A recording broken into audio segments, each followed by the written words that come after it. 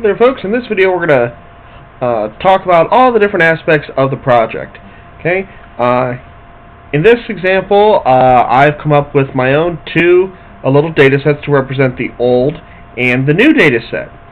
Now, before I go typing those into my calculator to get my standard form equation, what I need to do is type them into a program such as Excel and look at my scatter plots. So, what I could do is, I got mine just typed in here. You highlight it, go to Insert, come over to the Insert Scatter Plot, and whether you choose to connect it or just have the points like that, that will give you your graphs. So you can click it and that'll give you this graph. Okay. We can make another one appear down here. Select that data, go to Insert, make another scatter plot for us. Okay. And you can kind of get an idea of how these look. Now, if you want to do them on one scatter plot, you certainly can do that. Just highlight, just use one set of X values, okay. Then come over here to Insert and go to the scatter plot, and you can select it. However, you'll notice that in this case, because of the scale, this one seems very flat, which is very misleading. However, when you look at these, it's very easy to tell what the shape of the graphs are. And those form a parabola, so that means that they are quadratic, which leads to the next part, the standard form equation. So, I go to my handy-dandy calculator here.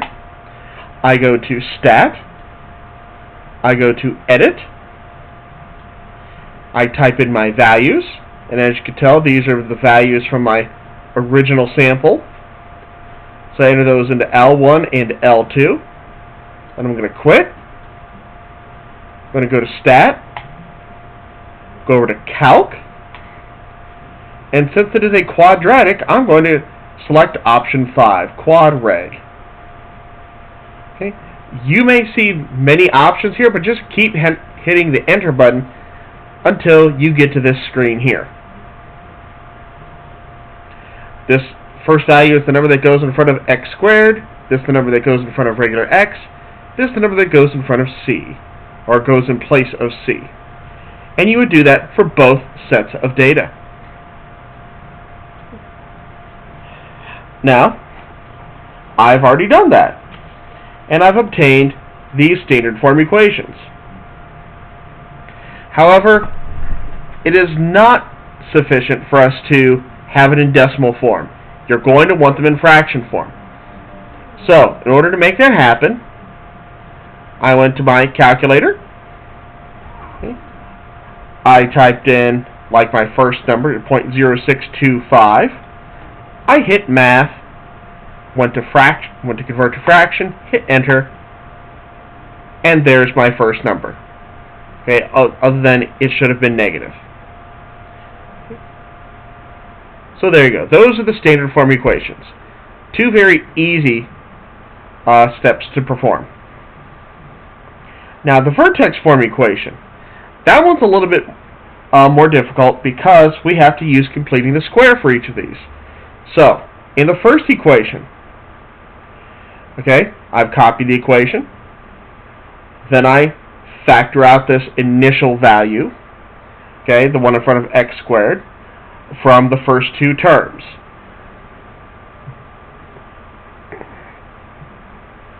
Remember that inside the parentheses is going to be plus, outside is going to be minus.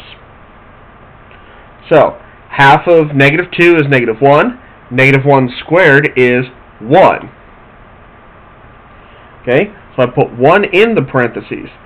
The number that I need to write outside, I multiply that number by the number in front of the parentheses. So 1 times negative 2 is negative 2. Okay. So then, when I cleaned it up, I get y equals negative 2, parentheses, factor this middle term.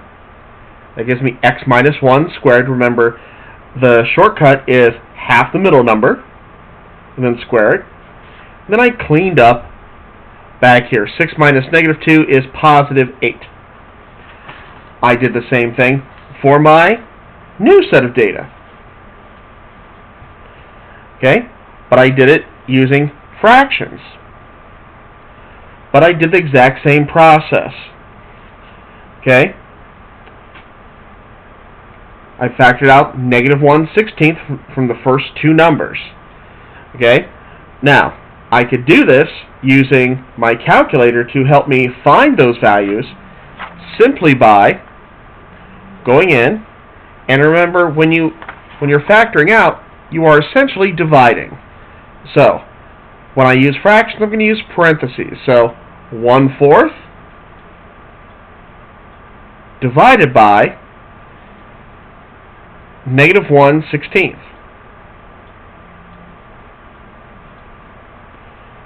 As long as I use parentheses, everything comes out perfect for me. So now, take this value here. Half of negative 4 is negative 2. Negative 2 squared is positive 4. 4 times negative 1 over 16 is negative 4 over 16. Factor this middle part. Half of negative 4 is negative 2. And then back here, when I type these into my calculator, 23 over 4 minus negative 4 over 16, which looks ugly initially, but it gives me an answer of 6. So it turned out to be quite clean. Now, however, you'll notice in the instructions it talks about the focus. So what we have to do is find that C value. Well, here's how we go about doing that. Okay?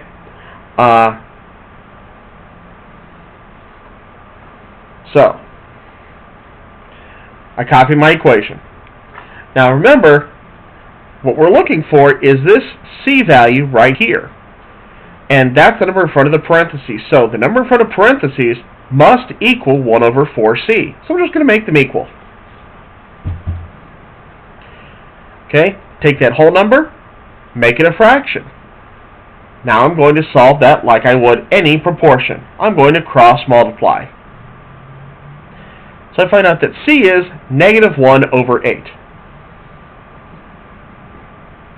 So that is my vertex formula equation with the C value. Okay? Now, notice that technically C is negative. It's okay if you want to put it in front or leave it in parentheses. That part matters not. Now, for the new equation to do the same thing, okay?